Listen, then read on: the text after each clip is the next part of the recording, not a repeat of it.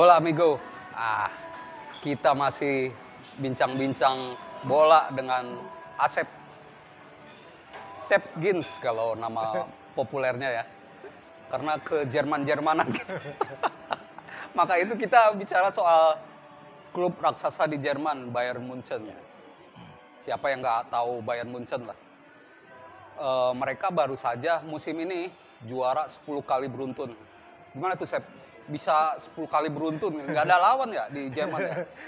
Ya kalau ini gimana ya, kalau menyikapinya bisa banyak sih. Yang pertama kalau dari sebagai fans gitu ya tentu bangga lah. Bangga, dan seneng karena 10 kali beruntun itu invincible ya? Invincible, dan ini kan luar biasa gitu. Di tim-tim lain nggak ada yang seperti itu.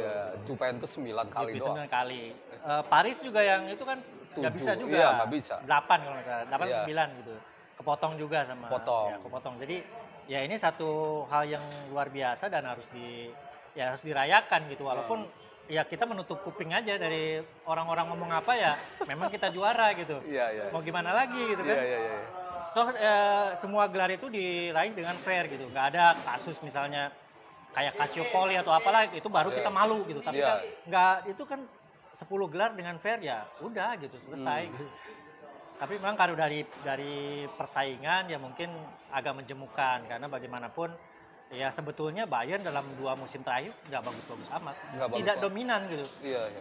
Mungkin benar yang dikatakan orang-orang bahwa sebetulnya Bayern juara itu karena klub-klub lain yang nggak siap untuk menyalip Bayern, bukan karena Bayernnya yang luar biasa. Karena mereka kemarin aja di Bochum mereka kalah 4-2 kan. Kemudian mereka sempat kalah juga 5-0 di Gladbach di DFB Pokal gitu. Itu membuktikan bahwa tim ini nggak sempurna, nggak luar biasa gitu. Ada kalahnya juga. Ada kalahnya juga. Beda halnya mungkin dengan musim pertamanya Hansi Flick gitu kan, luar biasa. Mereka sulit dikalahkan dan mereka bisa mencetak banyak gol. Bayern pada musim kemarin itu sebetulnya bisa aja disalip oleh tim-tim lain, terutama Dortmund. Tapi kan Dortmund nggak konsisten. Itu yang jadi masalah. Padahal dari segi permainan ada pemainnya, dari pemain bagus gitu. Kemudian Leipzig juga sebetulnya punya keunggulan kans yang luar biasa, karena mereka dari segi komposisi pemain itu paling bagus. Bagus. Mereka antara pemain utama dengan cadangan itu merata gitu. Cuma mereka salah di pemilihan pelatih di awal kan. Jesse Marsch gitu kan. Ketika mereka ditangani oleh Todesco, ya baru naik lagi gitu. Ini yang salah. Jadi ya itulah faktor-faktor seperti itu yang membuat Bayern bisa berkuasa sedemikian lama di Bundesliga gitu. Tapi apakah ini akan berlanjut atau enggak? Gitu. Ya, kalau di Bundesliga raja, teman fans Munchen itu haus gelar, sangat marah waktu gagal di Liga Champions. Mengapa bisa begitu ya? Karena tim-tim lain juga gagal. Tapi karena sampai ada ancaman pembunuhan, benar nggak itu? Iya, ya itu saya kira memang tuntutan otomatis ya, ketika kita udah menjadi raja di satu negeri, tentu kita akan harus yang lebih tinggi lagi dong gitu kan. Itu tuntutan yang biasa sih untuk lebih sering juara di Liga Champions. Mungkin tiap tahun juara Champions, mungkin itu yang diinginkan oleh fans gitu. Tapi kalau saya pribadi sebetulnya untuk musim kemarin kekalahan di Liga Champions ya biasa-biasa aja. Karena apa? Dari awal juga saya tidak ekspektasinya tidak itu. Karena apa? Karena emang jelek gitu. Enggak, karena tim ini kan baru di tangan pelatih baru ya. Dan Julian Nagelsmann itu belum pernah jadi juara. Nagelsmann juga belum pernah juara. Juara liga aja baru kemarin gitu. Sehingga apa yang bisa kita harapkan dari pelatih yang belum pernah instan.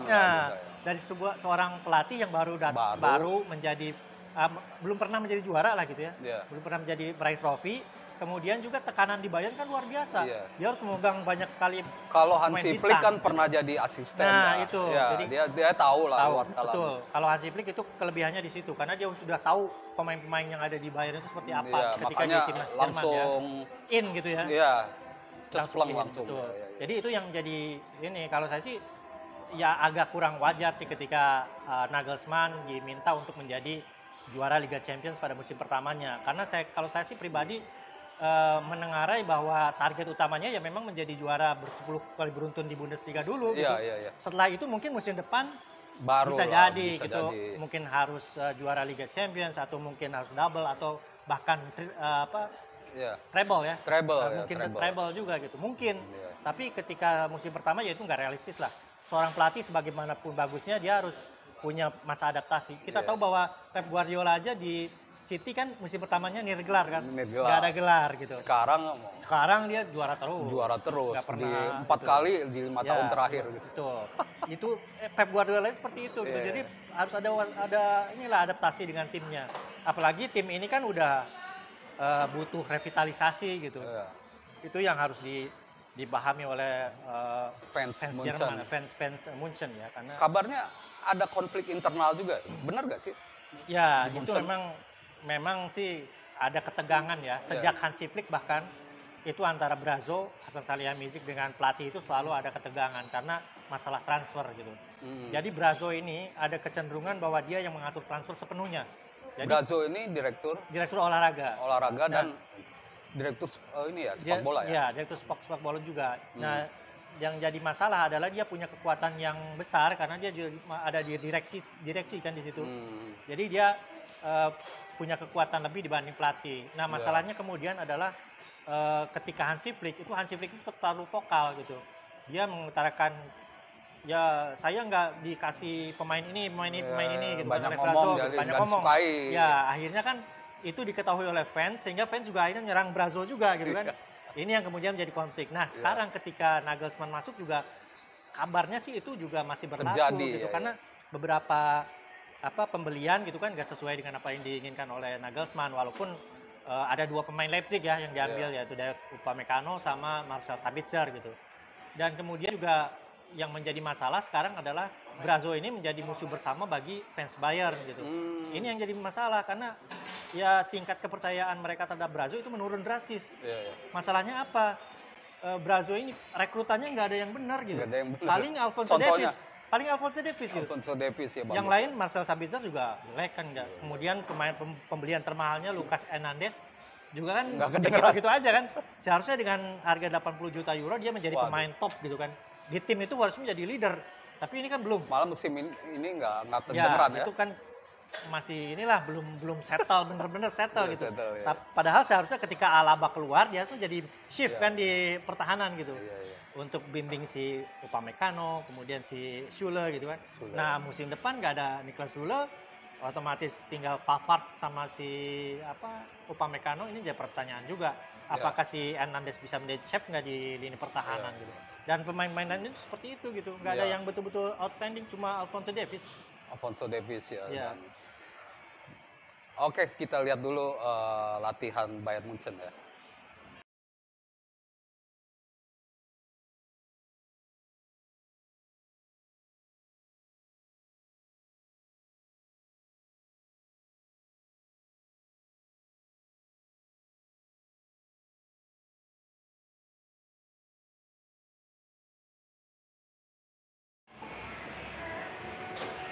Oke, Munchen ini musim depan kabarnya ditinggalkan beberapa pemain penting. Salah satunya yaitu Robert Lewandowski dan juga Gnabry.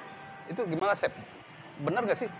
Iya, kalau Lewandowski udah bilang ya, bahwa dia udah nggak mau lagi main untuk Bayern gitu kan. Udah 8 musim ya. Otomatis ya Bayern harus mempersiapkan diri bermain tanpa Lewandowski. Dan ini akan menjadi kerugian sangat besar karena kita tahu bahwa kesuksesan Bayern dalam beberapa musim terakhir itu ditentukan oleh 2 sosok. Yang pertama itu Manuel Neuer, yang kedua Lewandowski. Kalau saya bilang bahwa 2 pemain ini 80% kekuatan Bayern gitu. Nah, hitunglah ini 40-40 gitu. Ketika Lewandowski keluar otomatis 40% kekuatan Bayern hilang. Dan yang menjadi celakanya adalah ini mendadak gitu kan.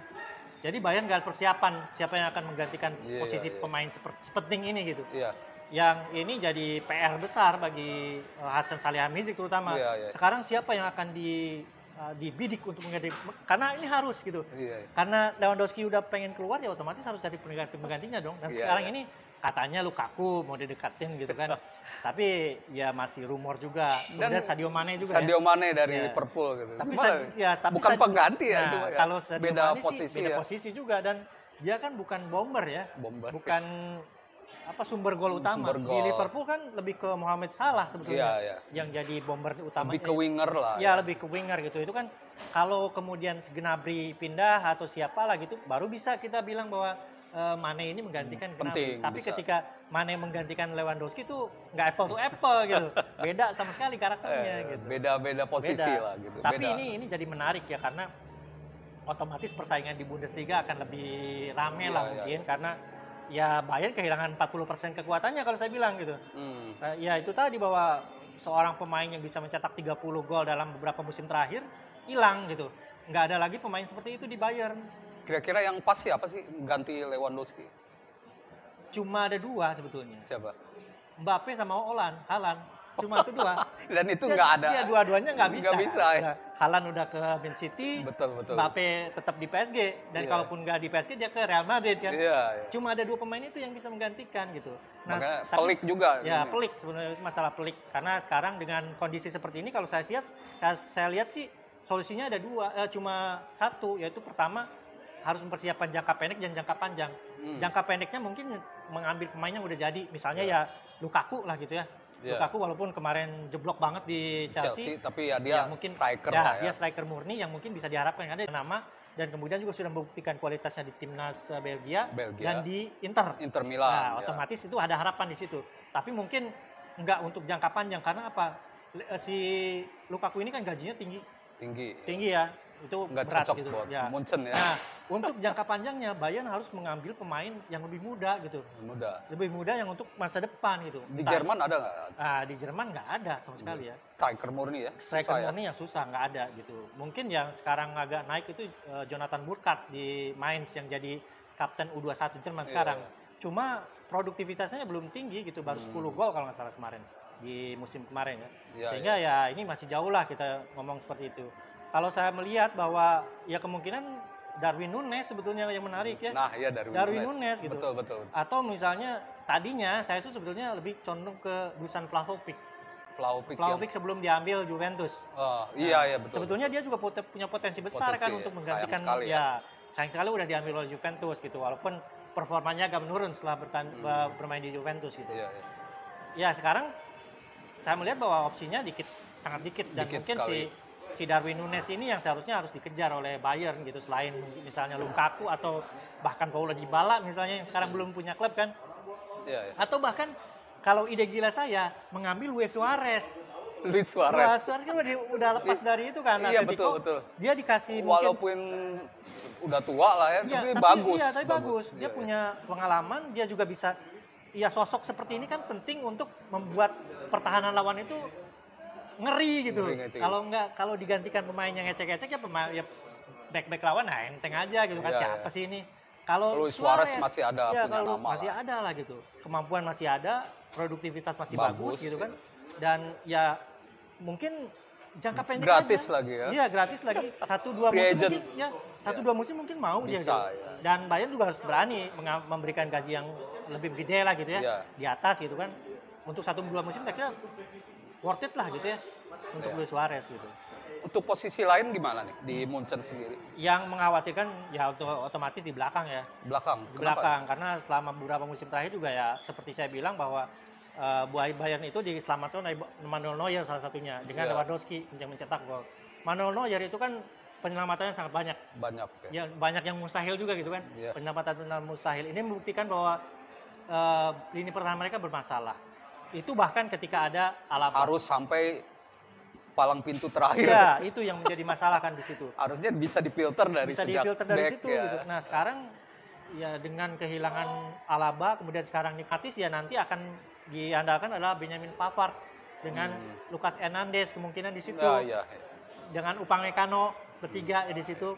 Nah, ini jadi pertanyaan juga karena Hernandez dengan Pavard ini kan memang bisa bermain di back tengah dan mereka senang di situ. Tapi dalam beberapa musim terakhir kan mereka kadang pindah-pindah gitu kan ke sayap gitu kan.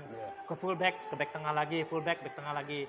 Nah, itu jadi masalah. Kemudian kesimpulannya bisa disebut agak suram musim depan atau gimana? Kalau saya sih ya jujur aja agak suram sebenarnya Bayern Munchen. Apalagi kalau melihat 40% kekuatan hilang ya. 40% kekuatan hilang, kemudian greget di liga di transfer juga nggak ada.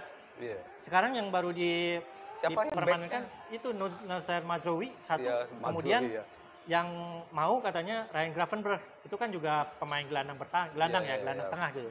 Gelandang tengah, sementara di back itu nggak ada gitu. seharusnya berani dong gitu ngambil back siapa lah gitu. Bahkan kalau saya sih berani-berani aja ngambil misalnya nawar Matthijs de Ligt gitu kan misalnya di Matthijs de Ligt ya Matthijs de Ligt di Juventus yang Juventus. ya gitu-gitu aja sebetulnya Iya, kan. iya. Cuma memang di Juventus juga pasti mikir lah melepas de Ligt nggak mungkin. Karena Kiel ini udah mau ini selesai juga kan. Atau Bastoni misalnya. Ajax tuh yang Jurien Timber. Jurien Timber Timber juga bisa gitu. Kenapa nggak itu aja gitu yang diambil gitu Iya. misalnya. Itu lebih tenang gitu untuk fans Bayern gitu kan. Apalagi ya dengan kehilangan 40% kekuatan itu ya otomatis kalau pertahanan masih seperti sekarang ya susah gitu kan. Susah. Karena sekarang ya pertahanan bobol di depan gak ada yang cetak gol. Iya. Udah. Permasalahan besar gitu. Sepak bola intinya di situ ya, Di walaupun situ. lini tengah juga penting kan. Ya. Tapi dua lini belakang dan depan ini menentukan juga. Menentukan hasil ya. Iya. Oke, begitu teman-teman. Ngobrol santai dengan Asep soal Bayern Munchen. Kalau ada permintaan ngobrol apa lagi, silakan tulis di komentar. Oke? Thank you.